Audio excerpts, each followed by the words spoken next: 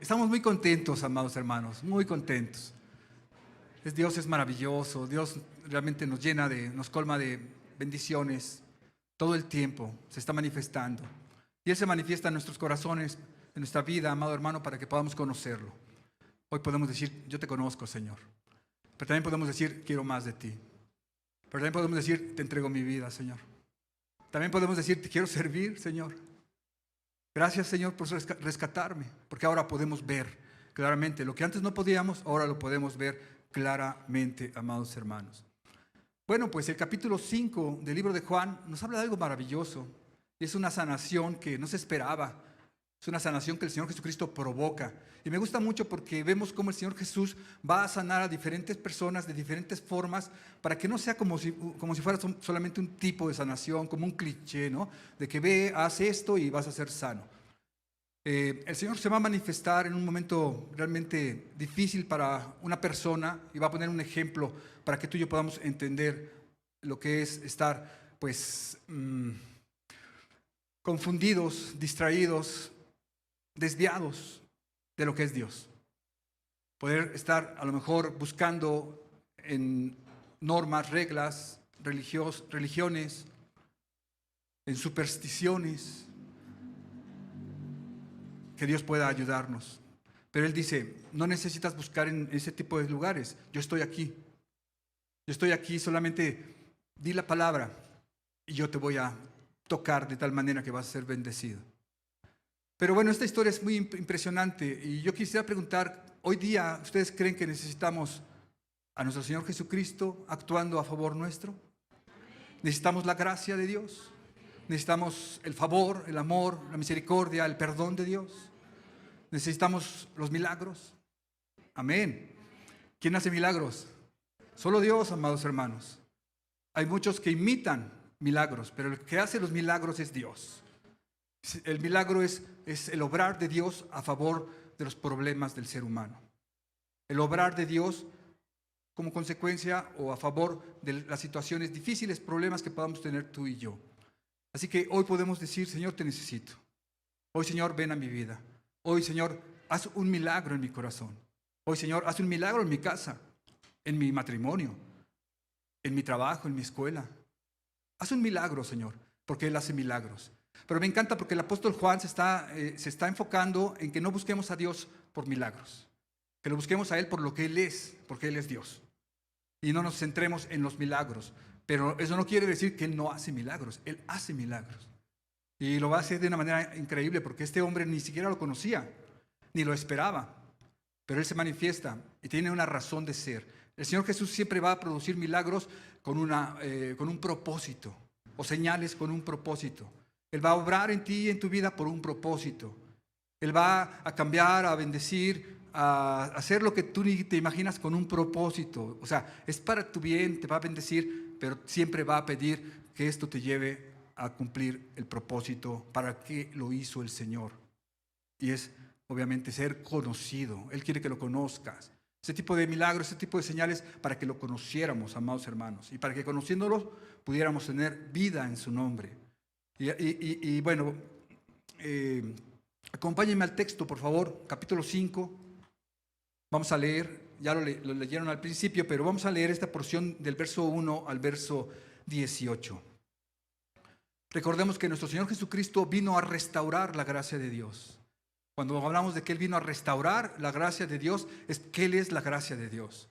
Que Él haya venido, amado hermano, y se haya manifestado en cuerpo, en carne, que haya nacido y haya vivido entre nosotros, eso indica que la gracia de Dios vino una vez más a ser aplicada a favor del ser humano. La gracia de Dios es Cristo Jesús. Dice la palabra, después de estas cosas había una fiesta de los judíos y subió Jesús a Jerusalén. Aquí me gusta porque ¿qué fiesta? No lo dice. Como les decía el apóstol Juan, no se quiere centrar en que desviemos nuestra atención de Cristo. Las fiestas solemnes que los judíos aún día practican y muchos cristianos practican tristemente. ¿Por qué? Porque realmente eso solamente era muestra, era una sombra, era un ejemplo de Cristo. Hoy está Cristo en nosotros. Hoy celebramos a Cristo. Hoy hablamos de Cristo, comemos a Cristo, vivimos a Cristo. buscamos a Cristo, no una fiesta. Pero bueno, muchas personas, porque una tradición así se los indica, celebran las fiestas. Y me encanta que Él ni siquiera nos dice qué fiesta era. ¿Por qué? Porque no quiere que nos centremos en esa tradición. Dios no es un Dios de tradiciones, amados hermanos. Dios es real y Dios está aquí en este momento y se está moviendo en este lugar para que tú lo puedas recibir en tu corazón. Dice que Jesús subió a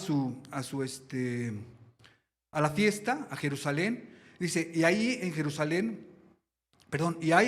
cerca de la puerta de las ovejas, un estanque llamado en hebreo Betesda, el cual tiene 5 pórticos. En estos yacía una gran multitud de enfermos, ciegos, cojos y paralíticos que esperaban el mover de las aguas.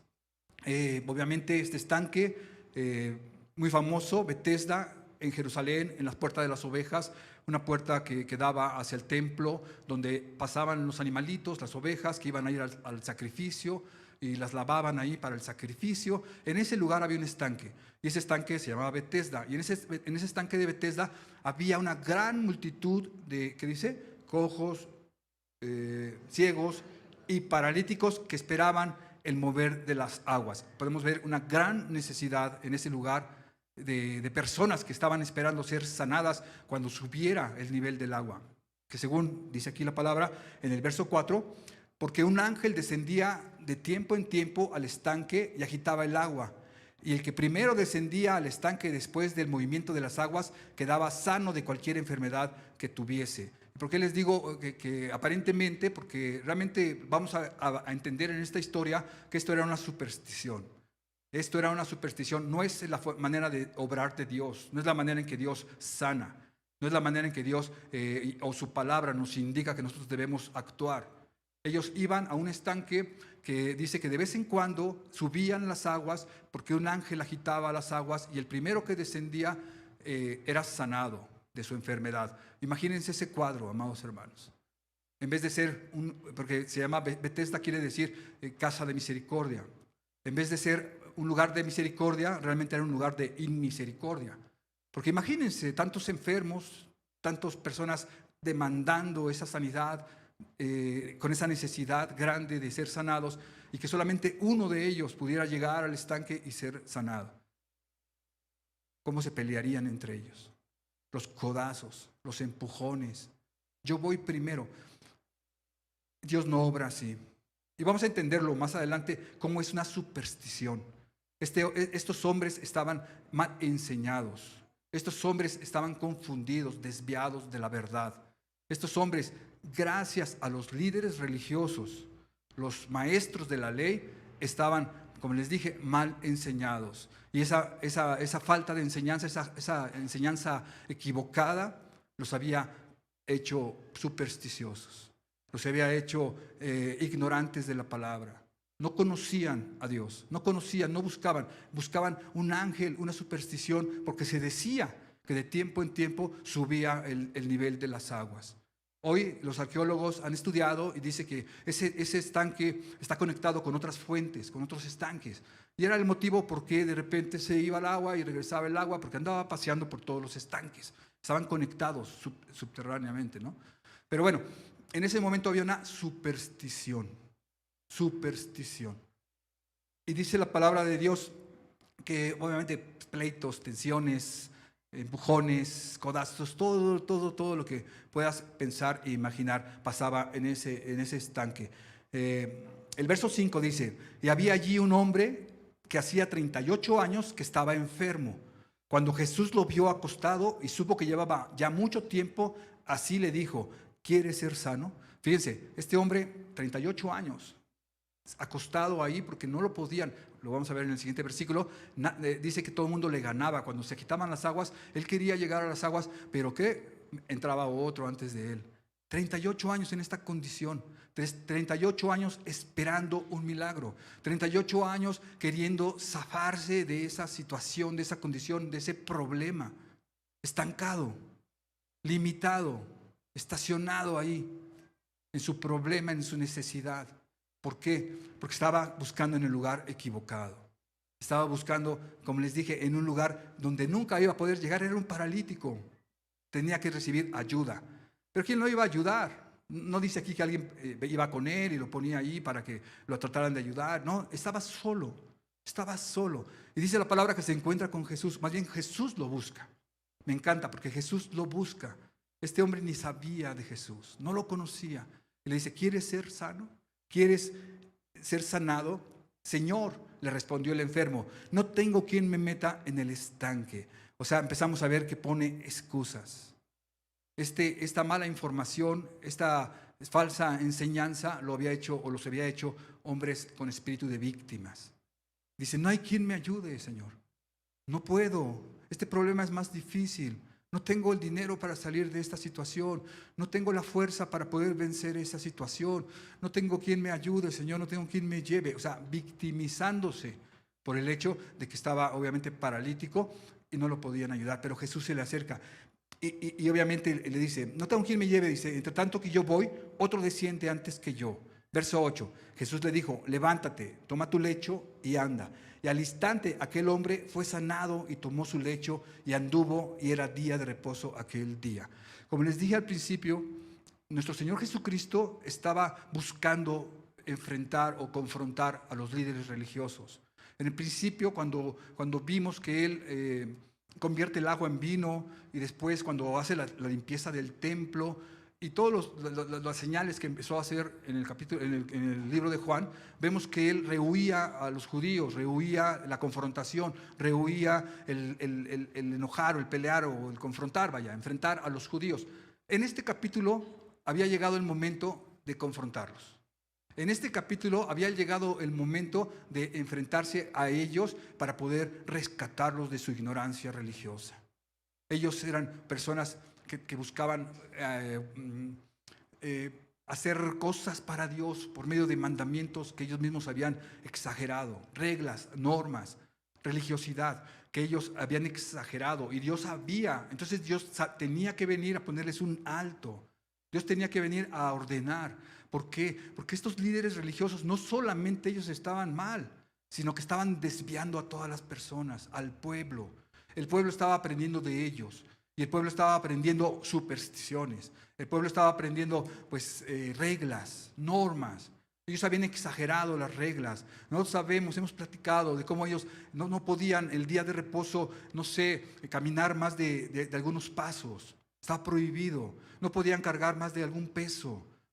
No podían cocinar, tenían que cocinar su comida un día antes. ¿Por qué? Porque el día de reposo estaba prohibido que alguien hiciera algo. Exagerando las reglas, exagerando el mandamiento de Dios, porque Dios sí había mandado, Dios sí había dicho, pero lo había hecho con una razón. Él dijo, van a guardar el día de reposo para santificar el día de reposo. ¿Y qué quiere decir santificar el día de reposo? Que vas a dejar de hacer algunas prácticas que normalmente haces para honrar a Dios, para buscar a Dios, para centrarte en Dios, para estar en intimidad con Dios, para estar atento a lo que Dios, lo que es Dios en tu vida y lo que ha hecho, la obra maravillosa que ha hecho. Estos hombres no podían ver las obras maravillosas que Dios hacía porque se centraban en las reglas, observaban las reglas, criticaban, juzgaban y se enojaban por las reglas. Ellos estaban molestos porque otras personas hacían cosas el día de reposo. ¿Y qué pasa con ese espíritu religioso? Que dejas de ver a Dios, amado hermano. Te alejas de la bendición, te alejas de realmente la obra maravillosa que Dios está haciendo y quiere hacer en ti. Pero yo estoy confundido, yo estoy distraído, yo estoy siendo, como se dice aquí, supersticioso. Vengo por superstición para que me vaya bien, para que no me vaya mal. Eso es una superstición. Y Dios lo habla, y es interesante ver este capítulo porque este hombre era un supersticioso, 38 años sufriendo. 38 años con esa enfermedad tremenda, pero espiritualmente muchos de nosotros estamos también paralíticos, o cojos, o ciegos. Espiritualmente necesitamos ayuda, y el único que nos puede ayudar es Dios. Pero yo me rehúso, ¿por qué? Por malas enseñanzas, malas prácticas. Vean cómo dice, acompáñame a Jeremías 17:21, hablando de estas prácticas, amados hermanos. La fama de Jesús había crecido, se había incrementado. Ya los líderes religiosos lo conocían, no podía pasar desapercibida su fama. Así que llegó el momento, amado hermano, de presentarse ante estos líderes religiosos, no solamente como el Mesías prometido, sino como el Dios hecho hombre. algo que ellos iban a escandalizar. Iban a decir, ¿cómo dice este que es hijo de Dios? ¿Cómo se hace igual que Dios? Reglas, reglas, reglas, ridículas reglas, amado hermano, que solamente estaban ocultando las maravillas de Dios. Increíble. 17:21 de Jeremías. Así ha dicho Jehová: guardaos por vuestra vida de llevar carga en el día de reposo, de meterla por las puertas de Jerusalén. Ni saquéis carga de vuestras casas en el día de reposo, ni hagáis trabajo alguno, sino santificad el día de reposo como mandé a vuestros padres. Fíjense, santificad el día de reposo como yo mandé a vuestros padres. El mandamiento era prohibir actividades que quitaran la oportunidad de centrarnos en Él, de centrarnos en Dios. Todas las actividades que te quitaran esa posibilidad. Bueno, ellos no se centraban en Dios, se centraban en las normas, en las reglas. No podían verse al espejo el día de reposo, porque a lo mejor se veían una cana y si arrancaban esa cana ya era un trabajo. Imagínense, qué ridículo. No podían hacer muchas cosas. 613 creo reglas. Ellos tienen hasta el día de hoy. Algo exagerado. Dice la palabra del Señor Jesucristo cuando los confronta: ustedes ponen grandes cargas en las personas que ni ustedes pueden llevar, que ni ustedes pueden hacer. Imagínense la bendición que es Dios, la gracia maravillosa de Dios obrando en nuestras vidas, y que muchas personas, en vez de recibir esa gracia y esas maravillas, reciban la carga de Dios, la carga de las normas, la carga de los reglamentos, de los mandamientos. Por eso muchas personas huyen, se ahuyentan de la iglesia, no quieren saber nada con la iglesia, piensan lo peor de la iglesia. Ahí te van a ir a lavar el cerebro, ahí te van a quitar tu dinero, ahí te van a no sé qué tantas cosas malas dicen de la iglesia. ¿Por qué? Porque nosotros los hombres, por las reglas, las normas, las cosas que hacemos mal, damos mal testimonio de lo que es el Dios y su maravilloso poder y los milagros que Él acontecen, hace Él en nuestras vidas. Ese era el riesgo, y es por eso que Dios confronta. Y es por eso que Jesucristo se presenta. Y es por eso que Jesucristo le va a decir a los líderes religiosos: ustedes están mal. Y una confrontación tan directa que lo va a llevar a la cruz del Calvario. Estos líderes van a aumentar en su enojo, en su celo, y lo van a llevar a morir a la cruz del Calvario. Están enojados. ¿Cómo viene y dice que nosotros no sabemos qué estamos haciendo?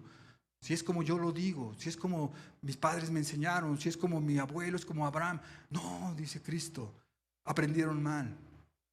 Es necesario reaprender. Es necesario responsabilizarse en lo que estás oyendo.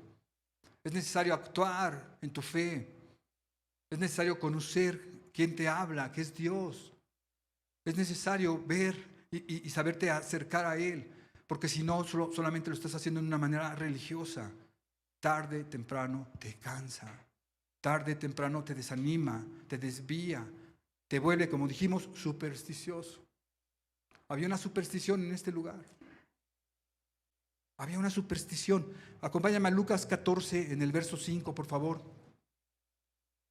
No podían realizar ninguna obra, amados hermanos. Nada podían hacer. Solo se fijaban en que no violaras sus reglas. En eso habían convertido el día de reposo.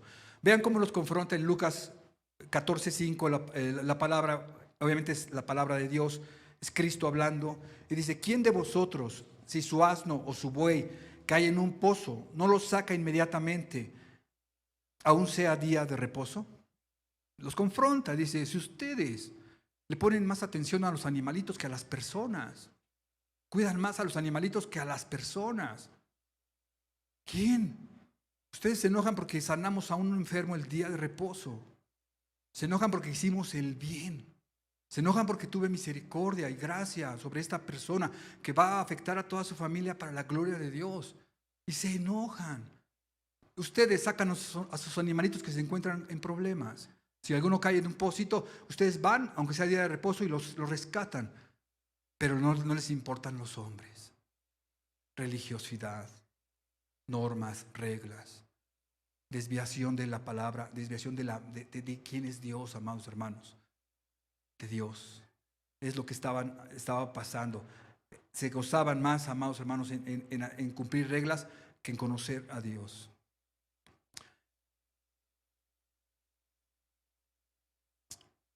Dice aquí la palabra, vamos a seguir leyendo, por favor, en el verso 8, levántate, toma tu lecho y anda. Y al instante aquel hombre fue sanado, tomó su lecho y anduvo aquel día de reposo. El día de reposo, aquel día. Entonces los judíos dijeron a aquel que había sido sanado, es día de reposo, no te es lícito llevar este lecho. Y él respondió, el que me sanó, él mismo me dijo, toma tu lecho y anda. Entonces le preguntaron, ¿quién es el que te dijo, toma tu lecho y anda? Fíjense, dice el verso 13, y el que había sido sanado no sabía quién fuese, no lo conocía, no sabía quién fuese. Dice, porque Jesús se había apartado de la gente que estaba en aquel lugar. Y después que le halló Jesús en el templo, le dijo, mira, has sido sanado, no peques más, para que no venga alguna cosa peor. ¡Qué palabras tan importantes de nuestro Señor Jesucristo! Él lo vuelve a buscar por segunda vez, pero ahora va al templo donde el Señor Jesucristo no era bien visto, donde los líderes religiosos no lo querían, pero Él lo busca y le dice, ya te sané físicamente, ya recibiste tu sanidad físicamente. No peques más para que no venga alguna cosa peor. Entonces le está diciendo una clave maravillosa que tú y yo nos podemos estar preguntando todo el tiempo. ¿Cómo le hago, Señor? Ok, ya restauraste mi matrimonio, Señor. Ya me sanaste de esa enfermedad. Ya hiciste algo maravilloso en este lugar, en este momento, en esta vida, en lo físico, en lo natural. Gracias, Dios. Y dice Dios, ya fuiste sanado. No peques más para que no venga una cosa peor sobre de ti.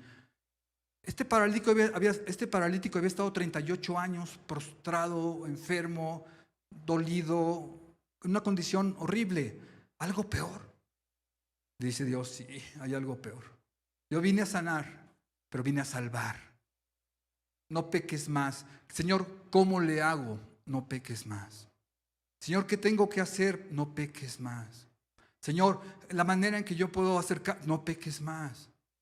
¿Cómo soluciono? No peques más. ¿Cómo no peques, no peques, no peques? Nos está dando la clave el Señor.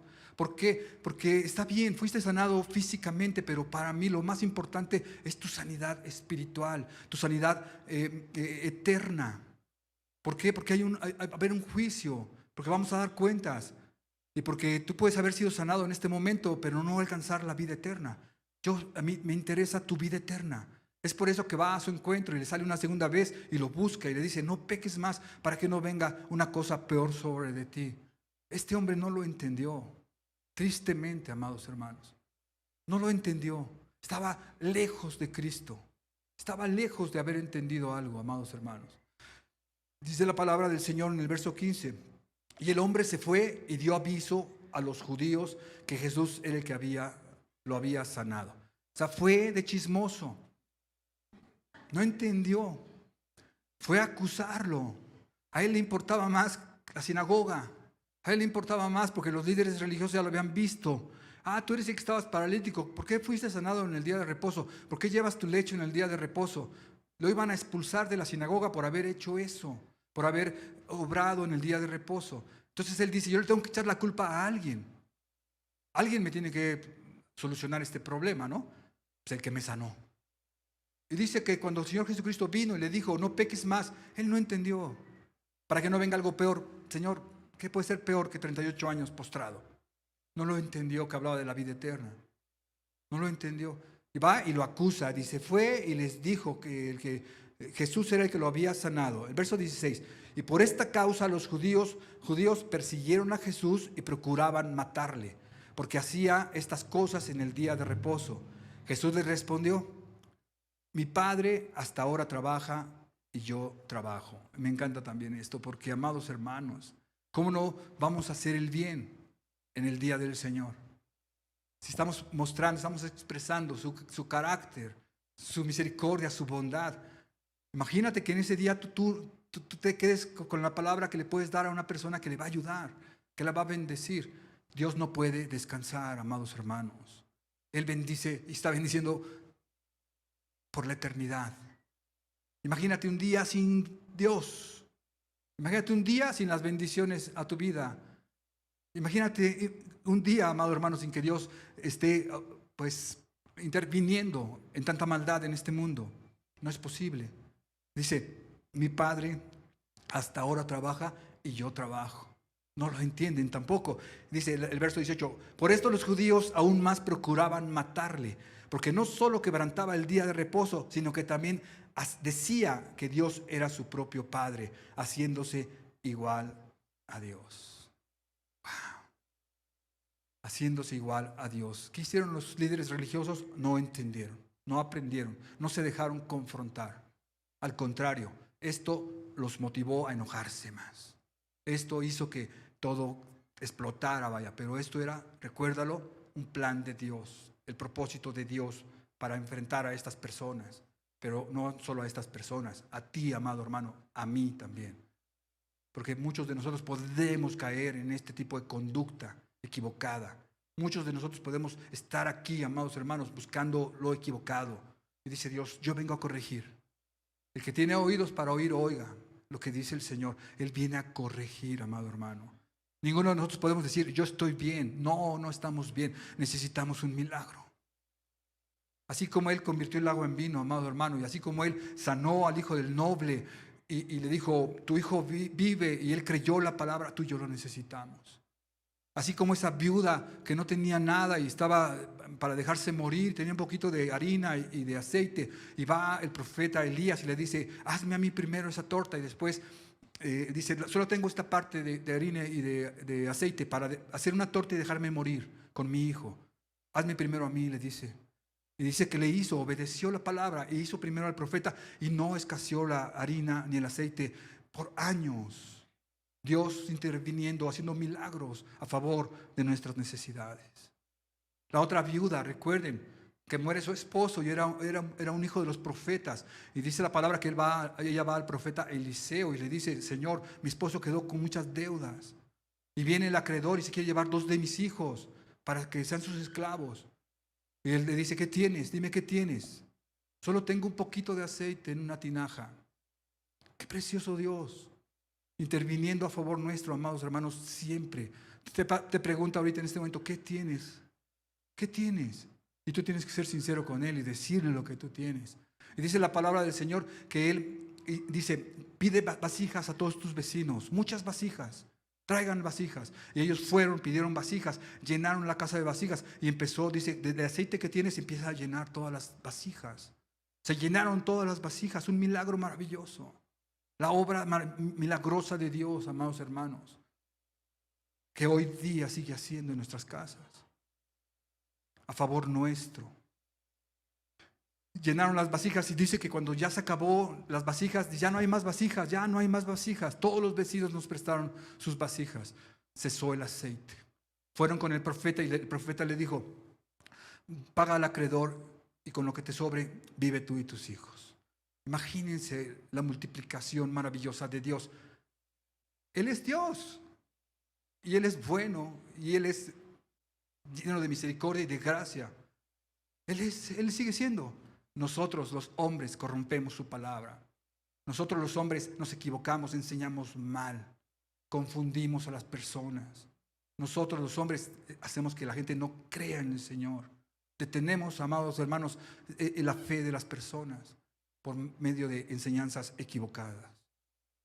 No puede pasarnos, no a nosotros, no hoy día, con tanta enseñanza, con tanta palabra, no hoy día, amados hermanos. Él es Dios y nos ama. Y nos ama y quiere bendecirte, quiere hacer maravillas en tu vida. Estos estaban en el estanque y bueno, pleitos y todas estas cosas. Acompáñame a 2 Corintios 11:14, por favor, porque vamos a ver cómo Satanás hace también milagros. Cómo él puede hacer milagros hoy día, amado hermano, para confundir, para engañar, para que los hombres sean arrastrados por medio de mentiras a aparentes milagros. Aparentes milagros. Aparentes milagros. Y la gente está llena, los lugares esos están llenos. Aguas termales, milagrosas, la gente va por millares. Y está allí, deja su dinero ahí, puras mentiras del diablo, amados hermanos. Pero Dios, Él es real, Él es real. Dice, y no es maravilla, porque el mismo Satanás se disfraza como ángel de luz. Pues él puede disfrazarse como alguien que está haciendo algo bueno para engañarte. Para engañarte. En 2 de Tesalonicenses 2:9, la palabra dice, inicuo, cuyo advenimiento es por obra de Satanás, con gran poder y señales y prodigios mentirosos. En este está hablando de los líderes religiosos, de las personas que tienen a su cargo el enseñar, el mostrar la gloria de Dios, la gracia de Dios, engañando, dice, ellos, dice, inicuos, cuyo advenimiento es por obra de Satanás. Satanás con su poder limitado, haciendo obras para engañar a la gente. Tú y yo no podemos caer en eso, amado hermano. No podemos caer en superstición. No podemos caer en espíritu de víctimas. No podemos caer, amados hermanos, en engaños. No podemos decir, no conozco a Dios. Lo conocemos. Se ha mostrado. Está en nuestros corazones, está en nuestras vidas. Así que nosotros no podemos estar como este paralítico esperando un golpe de suerte.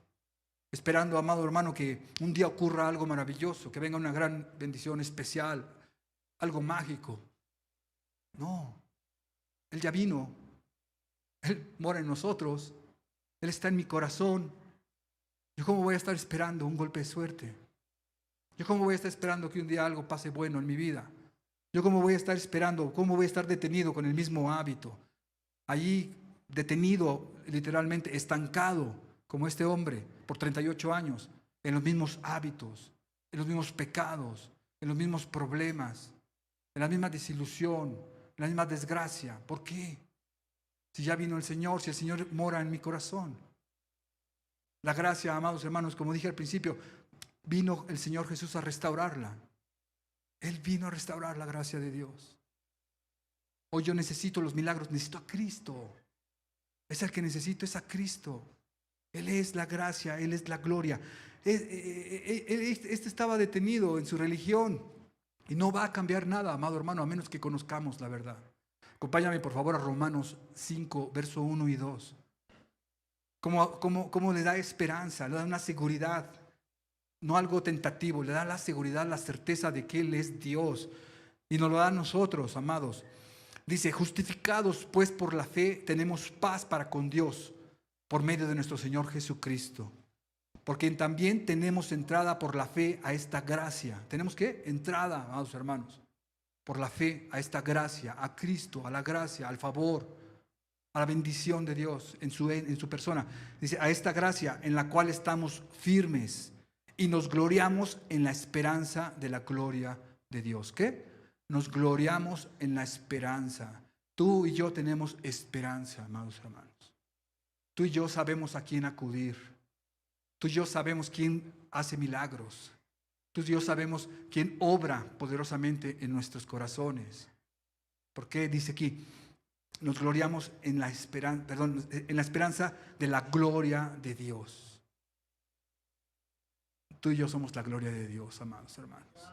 Fuimos creados para su gloria. Él le plació bendecirnos. Le plació que tú seas la gloria de Dios. Entonces yo tengo esa esperanza, pero ¿en quién? En Cristo. No me voy a dejar engañar, no, eso ya fue, amados hermanos. Hoy estoy en la verdad, estoy en la palabra. El problema es que muchos de nosotros hemos tenido un cristianismo sin responsabilidad. Muchos de nosotros no tenemos una responsabilidad en lo que hacemos, amados hermanos. Nuestra fe no es responsable. Y Dios quiere que tú y yo seamos responsables de quién le hemos oído, a quién le hemos creído.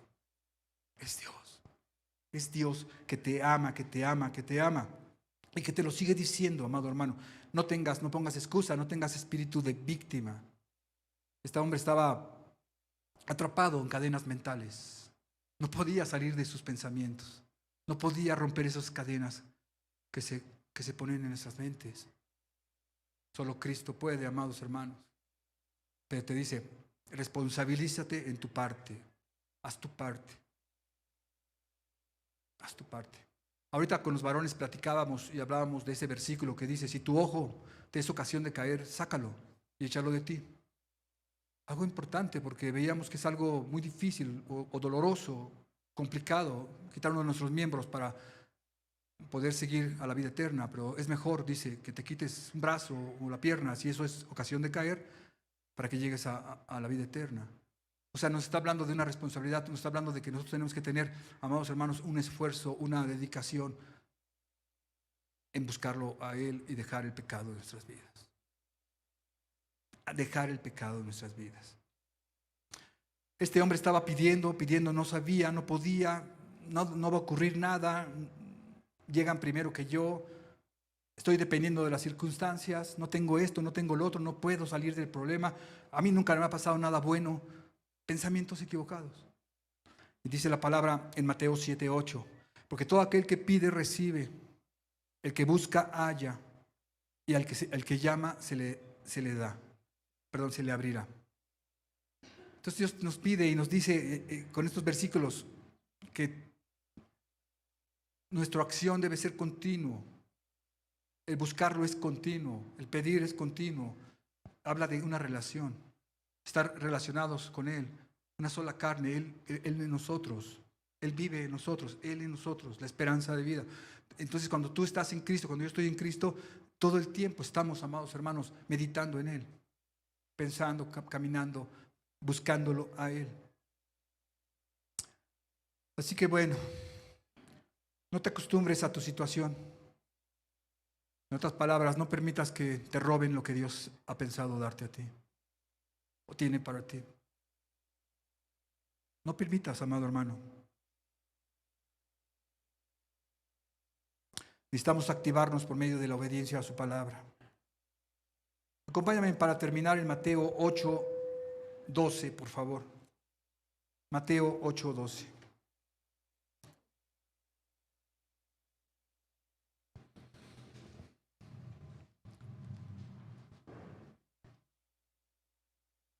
Son palabras fuertes, nos dice el Señor Jesucristo. Obviamente está hablando de que va a haber un juicio, que recordemos que hay un juicio y que tú y yo vamos a dar cuentas. Y que obviamente en este juicio pues hay desolación, hay privación de lo bueno. Es una imagen de lo que no es bueno, amados hermanos. Pero creo que es conveniente para que tú y yo podamos entender el amor de Dios a nuestras vidas. Dice el verso 10, vamos desde el verso 10. Al oírlo Jesús se maravilló y dijo a los que le seguían.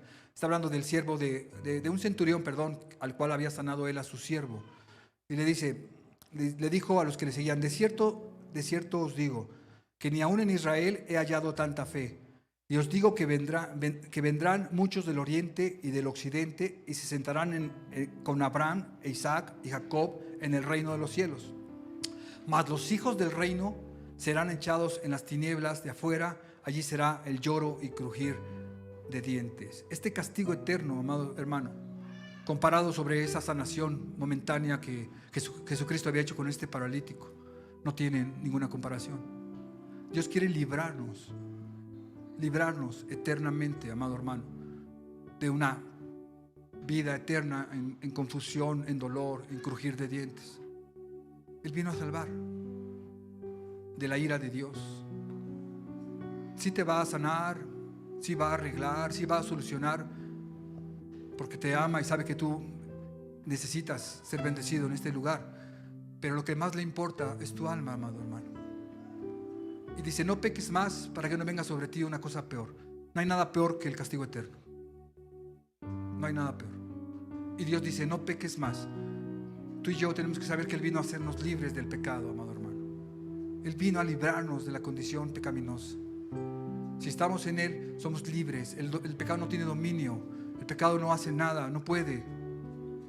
Pero también quiere que tú y yo veamos, amados hermanos, pues las consecuencias de pecar, lo que cuesta pecar, lo que causa el pecado, lo malo que es el pecado.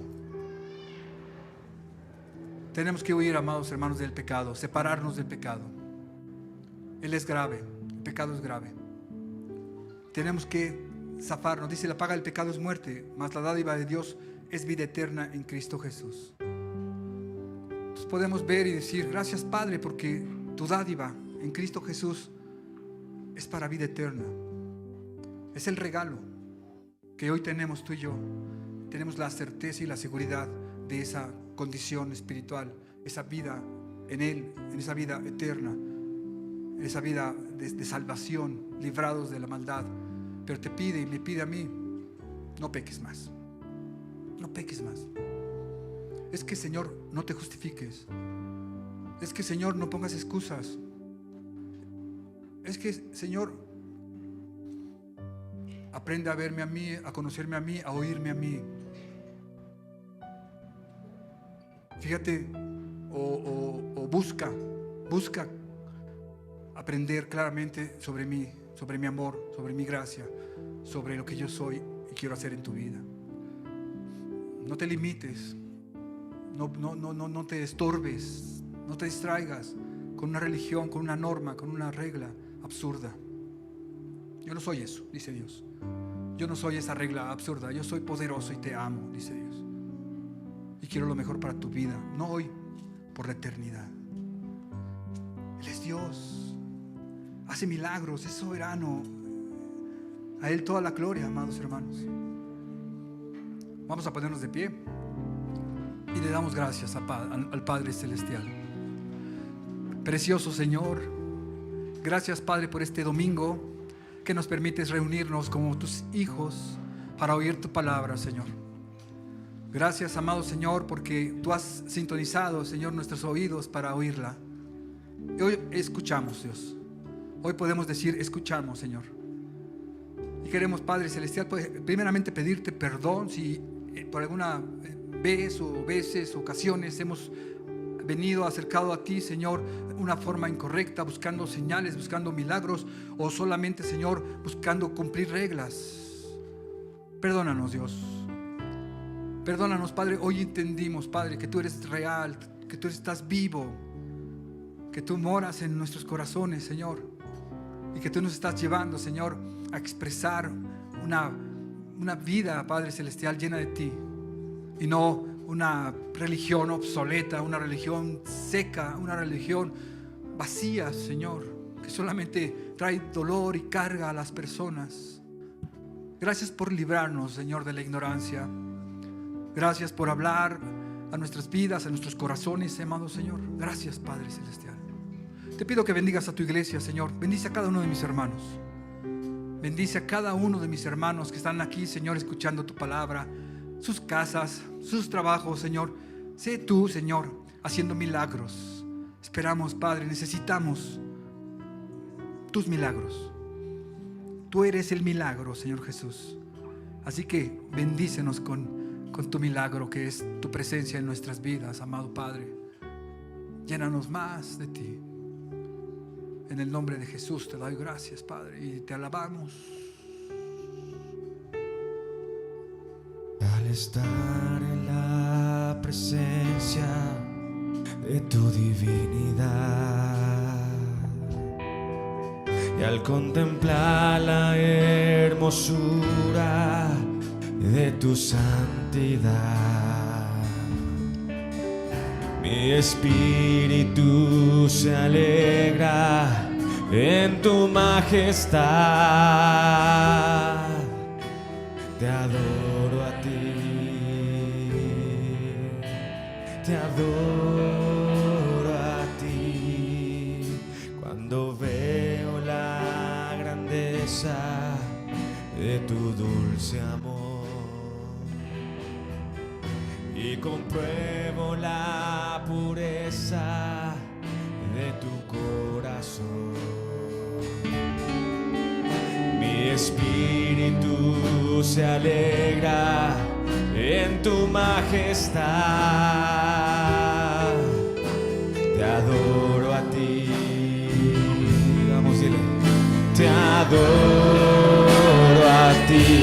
Y al estar aquí delante de ti te adoraré, postrado ante ti, mi corazón te adora, oh Dios, y siempre quiero estar para adorar y contemplar tu santidad.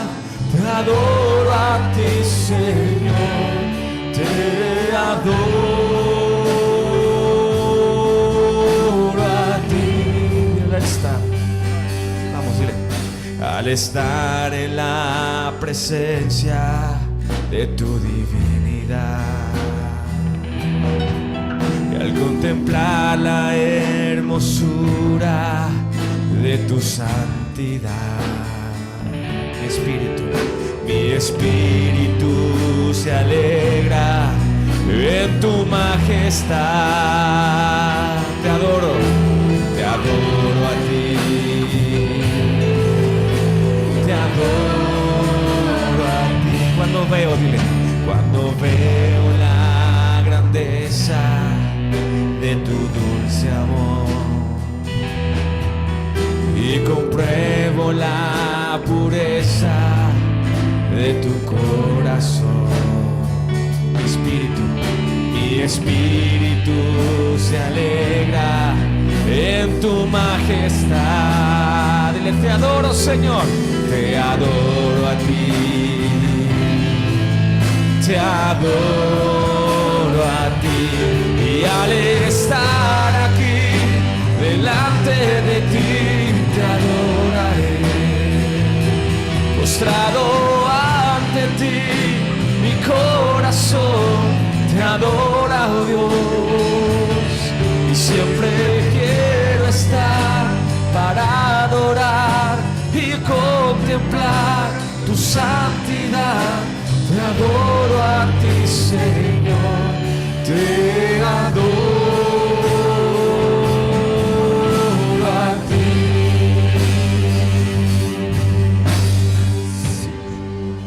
Sí, amado Dios, te adoramos, precioso Rey. Cuando tu Espíritu, Señor, se toca con el nuestro, es algo maravilloso, Padre Celestial. Que tu Espíritu Santo, Padre, venga, Padre Celestial, a posar con nuestro espíritu y le dé vida. Gracias, Dios. Tú eres grande y maravilloso, Señor. Tú eres lleno de gracia. Tu gracia nos alcanzó, Señor.